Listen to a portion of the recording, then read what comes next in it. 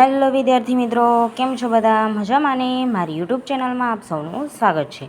તો આજે આપણે જોઈશું 11th સાયન્સ ચેપ્ટર 4 રાસાયણિક બંધન એન્ડ આણ્વીય રચના. ચલો, તો આજે આપણો ટોપિક છે NH3માં sp3 સંકરણ. NH3 છે એની અંદર sp3 સંકરણ કેવી રીતના થાય તે જોઈએ. હવે NH3 તો ધરાવસ્થામાં તેની ઇલેક્ટ્રોનની રચના. હવે NH3માં એનનો પરમાણ્વીય ક્રમાંક કયો? 7. તો કેવી રીતના બને? 1s2 2s2 ને 2p4. અરે 2 2 4 4 ને 3 7 એટલે 2p3 છે. દેખો, હવે જો ધરા અવસ્થામાં આવું છે, બોક્સ બનાવીએ 1 2 આપણે પેલું ભરતા શીખવાડ્યું એમ, બરાબર? ભરી ગયા એમાં 3 3 મેં ગયા. હવે શું કહે આપો કે મારે તારી જોડે ભાગ કરવો છે, તો આવા 3માંથી ગમે તે એકને આપશે. તો હું કે હાર પહેલાં વાળાને આલું, ચાલ ને. તો હવે એને આલશે. જો જેમાં 3 અયુગ્મિત ઇલેક્ટ્રોનીય sp3 સંકૃત કક્ષકમાં છે.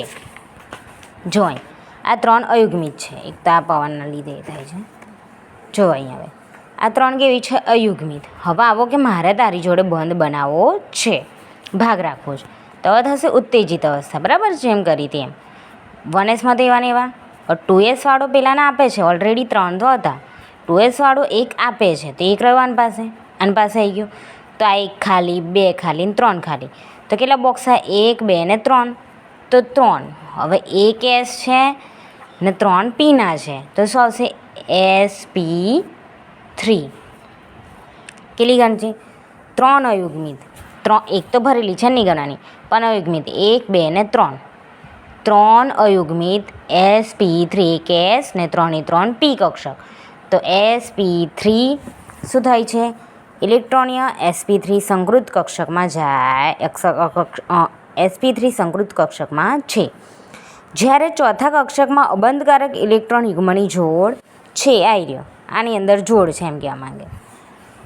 હવે જ્યારે એ તો પૂરો થઈ ગયો. હા, પીની 3 કક્ષકો હાઇડ્રોજનની 1s કક્ષક સાથે સંમિશ્ર થાય છે અને 3NH વચ્ચે સિગ્મા બંધ રચે છે. હવે આવી રીતના જો આવી રહ્યો, આ છે ને એમ જ દોરી N H H અને H. હવે Hનો ઇલેક્ટ્રોન, Hનો ઇલેક્ટ્રોન, Hનો ઇલેક્ટ્રોન, આ જે મિશ્ર થઈને એને કહેવાય સિગ્મા. આ મિશ્ર થઈને કહેવાય સિગ્મા. આ ભેગી થઈને કહેવાય સિગ્મા, બરાબર? હવે એનની બાહ્યતમ કક્ષામાં કેટલા ઇલેક્ટ્રોન હોય? 5, બરાબર? 5 જ હોય ને? હા. તો 1 2 3 જતા રહ્યા. હવે 2 અહીંયા રહેશે, જે બંધ બનાવતા નથી. કેવા? અબંધકારક, બરાબર? અબંધકારક. આવી રીતના 1 2 3, 1 ઇલેક્ટ્રોન આને આપે, 1 ઇલેક્ટ્રોન આને, 1 ઇલેક્ટ્રોન આને. 2 જણ થઈને બંધ બનાવી દીધા, તો એને શું કહેવાય? સિગ્મા બંધ બનાવે છે. અને અબંધકારક કેટલા હશે? 2. તો આવી રીતના આ રચના થશે. હવે શું કે અહીં બંધકારક અને અબંધકારક ઇલેક્ટ્રોન યુગ્મને કારણે અપાકર્ષણ ઉદ્ભવે છે અને વિકૃતિ ઉદ્ભવે છે. અબંધકારક છે, આ જેમ બંધકારક, આના લીધે શું થાય? અપાકર્ષણ ઉદ્ભવે છે, બરાબર? હજી આ કિલો છે H2 વાળું. ચલો H2 વાળું બી જોઈ લઈએ. H2 અણુમાં sp3 સંકરણ. હવે H2માં કેવી રીતના થાય એ જોઈએ. ચલો જો H2 અણુમાં 4 ઓક્સિજનની કક્ષકો, 1 2s અને 3 2p sp3 સંકર પામે છે. જો અહીંયા બતાવો H2O, બરાબર?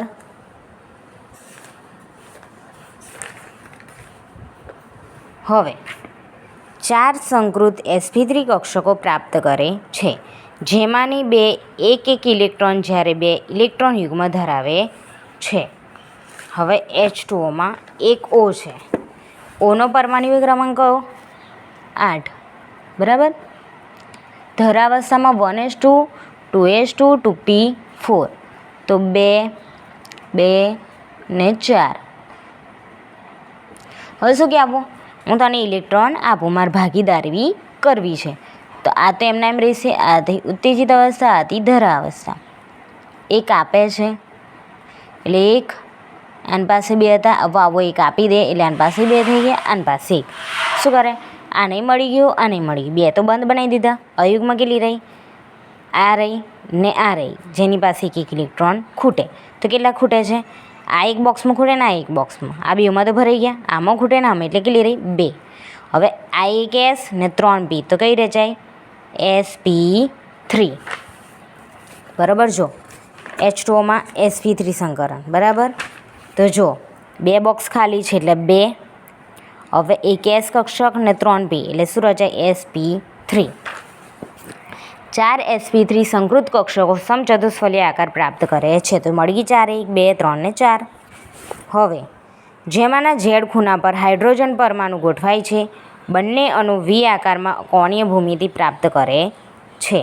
હવે H2O આ રીતના, ઓક્સિજન H આ રીતના બનશે. આમ આ સિગ્મા, આ બંધ બને A.